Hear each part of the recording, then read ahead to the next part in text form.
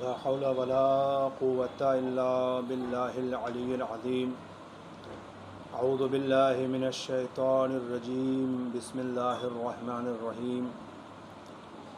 الحمد لله رب العالمين، والصلاة والسلام على سيد الأنبياء والمرسلين وعلى أهل بيته الطيبين الطاهرين المعصومين المظلومين، ولعنة الله على أعدائهم أجمعين من يوم عداوتهم إلى قيام يوم الدين. آمين يا رب العالمين. أما بعد، فقد قال الله سبحانه وتعالى في كتابه المجيد وفرقانه الحميد وقوله الحق. بسم الله الرحمن الرحيم. يا أيها الذين آمنوا كتب عليكم الصيام كما كتب على الذين من قبلكم لعلكم تتقون. صدق اللہ العلی العظیم. محترم ناظرین کرام، ماہ مبارک رمضان برکتوں اور رحمتوں کا مہینہ، دعاؤں کی قبولیت کا مہینہ، ہم جیسے خاکی اور گنہگار بندوں کے لیے اپنے رب کا مہمان بننے کا موقع. یہ ساری نعمتیں جس سبب سے ہیں اسے روزہ کہتے ہیں. یوں کہہ دوں، اس مبارک مہینے میں مہمان بننے کا شرف جو حاصل ہو رہا ہے، اس کے بہترین عمل کو روزہ کہا جاتا ہے. ہمارے فروع دین میں دوسری عظیم عبادت کا نام روزہ ہے، جس کے وجوب کے لیے قرآن کریم کی سورہ بقرہ آیت نمبر 183 آیت، جس میں پروردگار عالم صاحبان ایمان سے خطاب کرتے ہوئے کہہ رہا ہے: یا ایھا الذین آمنوا کتب علیکم الصیام کما کتب علی الذین من قبلکم لعلکم تتقون. مختصر سا غور کریں تو اندازہ ہوتا ہے کہ آیت کریمہ میں خدا بعض لفظوں میں صاحبان ایمان سے یہ کہہ رہا ہے کہ لوگوں، اے صاحبان ایمان، تمہارے اوپر روزے فرض کیے گئے ہیں. پہلی منزل اس آیت کریمہ میں کہ روزے ہم پر فرض ہیں، صاحبان ایمان پہ فرض ہیں. اور یہ فقط ہم پر فرض نہیں ہیں، بلکہ ہم سے پہلے کے جو لوگ تھے ان پر بھی روزے فرض تھے. یہ الگ بات ہے، کیفیتیں الگ تھیں، احکامات الگ تھے، اس پر گفتگو فی الحال نہیں کرنا ہے.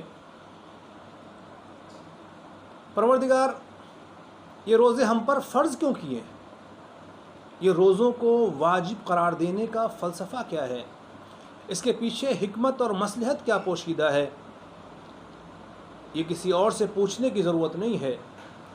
جس خالق نے ہم پر روزے فرض کیے ہیں، اسی مالک نے اسی آیت کے آخر میں اشارہ دیا، یہ روزے اس لیے فرض ہیں لعلکم تتقون، شاید تم متقی بن جاؤ. عزیزان گرامی، قابل غور بات ہے اور لمحہ فکریہ ہے. خالق نے ہمیں اشرف خلق بنایا، ہم انسان ہو گئے، مگر انسان ہونا دیگر مخلوقات سے تو بہتر ہے، مگر خود تمام انسان آپس میں برابر نہیں ہے. ان انسانوں میں جو صاحبان اسلام ہیں وہ ان لوگوں سے بہتر ہیں جو دائرہ اسلام میں داخل نہیں ہیں.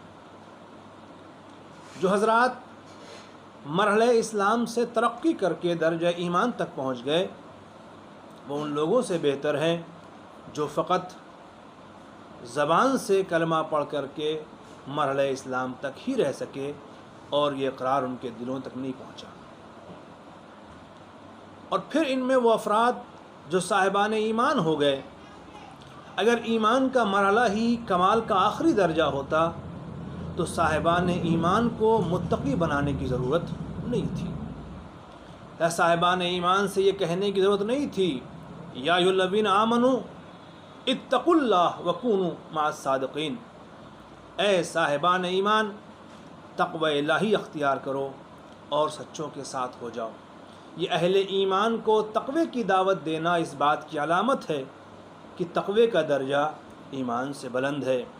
شاید اسی لیے پروردگار عالم نے اس روزے کے وجوب میں یہ بات کہی، خطاب تمام صاحبان ایمان سے کیا، اے صاحبان ایمان تم پر روزہ اس لیے فرض ہے لعلکم تتقون، شاید تم متقی ہو جاؤ۔ میں اپنے لفظوں میں کہہ دوں، اس عبادت کو انجام دینا ہم پر اس لیے ضروری ہے تاکہ ہمارے درجے میں ترقی پیدا ہو سکے، ہم ایمان سے بلند درجے تک پہنچ سکیں اور اس مرحلے پہ آ جائیں کہ جہاں پہنچ کر کے انسان متقی کہلاتا ہے۔ اگر غور کریں اس مرحلے پر کہ روزے کے فلسفے اور حکمتیں کیا ہیں، تو خود امام المتقین امیر المومنین علی بن ابی طالب علیہ السلام نے جہاں احکام کے فلسفے بیان کیے ہیں، حکمتیں بیان کی ہیں، اس میں ارشاد فرماتے ہیں مولا کے نہج بلاغہ میں حکم 252 نمبر مفتی جعفر صاحب کی ترتیب کے مطابق سے مولا کائنات روزے کو واجب کرنے کا جو فلسفہ بیان کر رہے ہیں وہ یہ، امام کہتے ہیں روزہ اس لیے فرض کیا گیا ہے تاکہ مخلوق کے اخلاص کی آزمائش ہو سکے۔ توجہ چاہوں گا، مخلوق کے اخلاص کی آزمائش کے لیے روزہ فرض کیا گیا۔ اسی لب و لہجے میں کف مولا کائنات شہزادی کونین حضرت فاطمہ زہرا سلام اللہ علیہا اپنے اس تاریخی خطبے میں، جس میں شہزادی نے اول تا آخر اسلام سمجھا دیا، جسے خطبہ فدق کے نام سے جانا جاتا ہے، وہاں جب شہزادی نے فلسفہ احکام بیان کرنے شروع کیے تو وہاں بھی شہزادی نے کچھ اسی لب و لہجے میں کہا کہ اللہ نے روزے کو قرار دیا کس لیے؟ تثبیتاً للاخلاص، والصیام تثبیتاً للاخلاص، اخلاص کو ثابت کرنے کے لیے۔ میں ایک ادنا سے طالب علم کی حیثیت سے ان دو عظیم شخصیتوں کے لب و لہجے پہ غور کرنے کے بعد یہ سمجھ سکا کہ روزہ اس لیے فرض کیا گیا تاکہ مخلوق کے خلوص کو آزمایا جائے، کتنا خالص ہے بندہ اپنے رب کے لیے، حکم پروردگار کے لیے، اور شاید اسی لیے وہ انسان صاحب تقوی کہلانے کا حقدار ہے کہ جو اپنے رب کے لیے مخلص ہو، جس کی عبادتیں خالص ہوں، جہاں کسی قسم کی ریاکاری نظر نہ آئے۔ اور یاد رکھیں، بہت سی باتیں ہیں ذہن میں، مگر مختصر سی گفتگو میں سب باتیں عرض نہیں کی جا سکتی۔ اخلاص اگر ہوگا تبھی انسان صاحب تقوی ہوگا۔ اس آیہ کریمہ کو اور مولا کائنات اور شہزادی زہرا سلام اللہ علیہا کے اقوال کو اگر سامنے رکھ کر کے نتیجہ نکالا جائے تو معلوم یہ ہوگا کہ روزہ ذریعہ ہے خلوص کی آزمائش کا۔ آیت کہتی ہے روزہ ذریعہ ہے تمہیں متقی بنانے کا۔